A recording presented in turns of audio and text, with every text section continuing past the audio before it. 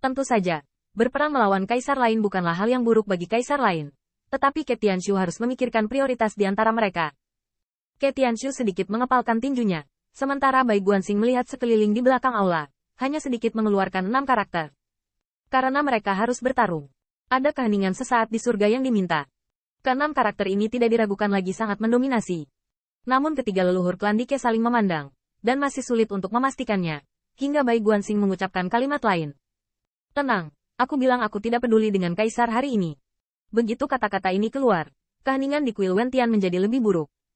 Meskipun kata-kata ini terdengar seperti tweet 3 poin dan ketidaknyamanan 3 poin, setidaknya itu benar. Setelah sekian lama, Ke Tianshu tiba-tiba bangkit, mengepalkan tinjunya dan berkata, Tuan, klan Kaisar Ke saya masih kekurangan seorang kepala gubernur yang tiada taraf. Gubernur. Meskipun dia tidak tahu bagaimana status klan Kaisar Ke dibagi, Qin Yichen samar-samar merasa bahwa ini di atas jenderalnya. Siapa sangka tentang Bai Guanxing, tetapi tampak acuh tak acuh terhadap ketenaran dan kekayaan. Tidak, saya masih divisi militer Jenderal Feng Da. Percakapan pertama antara klan Dike dan putra Bai Ze berakhir, dan Bai Guanxing tidak diragukan lagi memberikan wajah Qin Yichen. Sebelum pergi, Bai Guanxing berkata dengan sungguh-sungguh, karena sudah diputuskan, mari kita mulai. Bahkan jika saya ingin melawan kaisar lain, saya tidak terburu-buru. Kekuatan saya harus ditingkatkan, dan kekuatan orang lain juga harus ditingkatkan. Ke Tianshu segera berkata, Tuan, klan kami telah menyiapkan beberapa taobao untuk menyerang kekuatan untuk suami. Bai Guanxing tidak menolak kali ini. Jangan khawatir, jangan ambil klan Anda dengan sia-sia, ubah saja dari eksploitasi militer saya. Dan juga, Bai Guanxing memandang Qin Yichen kali ini, yang paling penting adalah pil dewa Anda. Pil Tuhan, tanda seru. Tidak buruk. Bai Guanxing tersenyum dan berkata, jika ada obat tetapi tidak ada pil di bumi hari ini, pil dewa dilengkapi dengan ribuan pasukan, dan sejak itu berlari ke alam surga kaisar. Saya pikir suami saya harus melihat ke depan untuk adegan ini. Qin Yichen sangat menantikannya, tetapi dia masih memiliki keraguan yang lebih besar. Maksudmu, biarkan aku melengkapi pasukan yang ingin kamu kirim dengan pil dewa? Itu adalah pasukan puluhan juta. Bai Guanxing tersenyum tanpa henti. Anda bisa melatih beberapa dewa alkimia untuk membantu Anda berbagi kekhawatiran. Saya. Qin Yichen masih tidak bisa berkata-kata, tetapi melihat bahwa Ke Tianshuan telah membuat keputusan. Ya. Pil Tuhan sangat penting. Tianxing, Wen Qing berkata bahwa Anda akan menemui takdir yang aneh di istana pil roda surga. Aku akan bekerja keras untukmu di masa depan. Jangan khawatir, keluargaku tidak akan pernah melupakan prestasi seperti itu. Tampaknya saat Qin Yichen berjalan keluar dari Well of Heaven's Path, Qin Yichen pasti akan menjadi mesin alkimia kejam dari klan Kaisar Ke. Miliki milikmu. Qin Yichen berjalan keluar dari kuil Wentian, dan Bai Guanxing di samping tertawa sebanyak itu mengejek. Ayo, dewa pil angin kami. Alkimia. Qin Yichen tercengang. Sekarang alkimia itu layu. Haruskah sang alkemis lebih dihormati?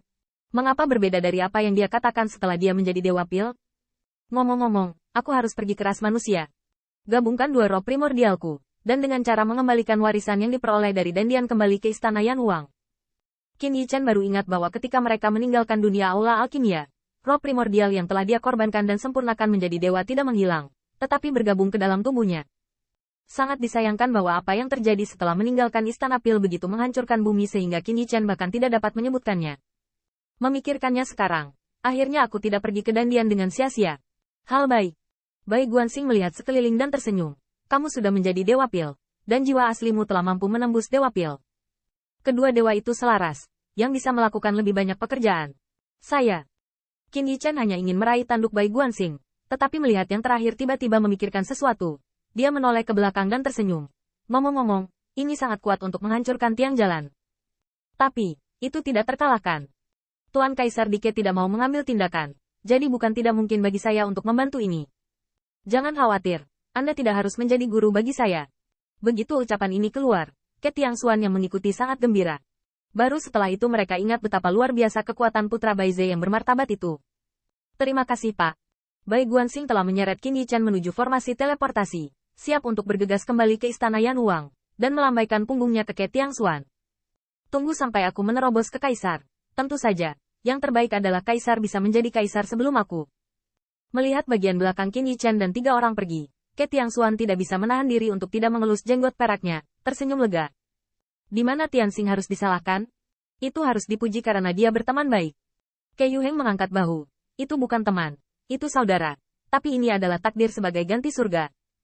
Ke Tianxiu juga bersinar di matanya, dan perlahan berkata, mungkin Tianxing selalu benar.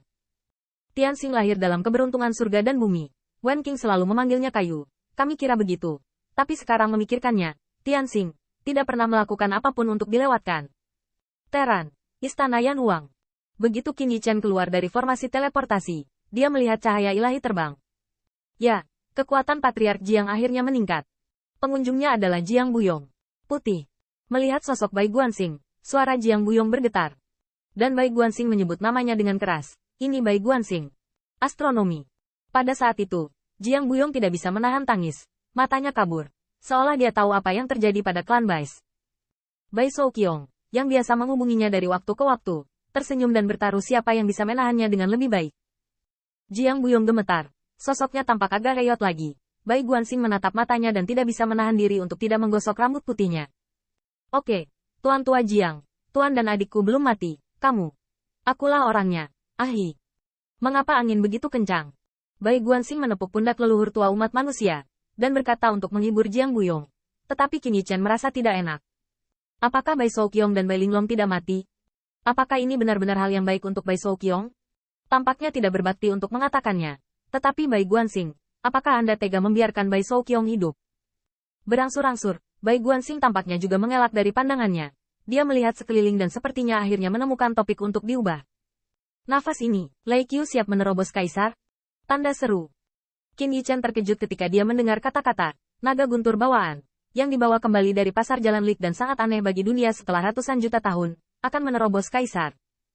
Yah, setelah menerobos kaisar, kamu seharusnya bisa menahan Falling Sun Bow sampai setengah bulan.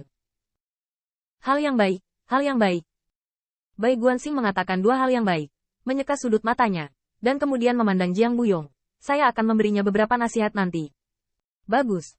Jiang Buyong juga mengangguk dengan gemetar, dan semua orang berjalan menuju istana Yan Huang dalam perjalanan. Banyak alkemis manusia dan bahkan roh primordial Qin Yichen juga melayang. Di sini, Bai Guanxing jelas lebih santai daripada klan Dike. Setidaknya baginya, selain klan Bais, dia masih harus pergi ke suatu tempat.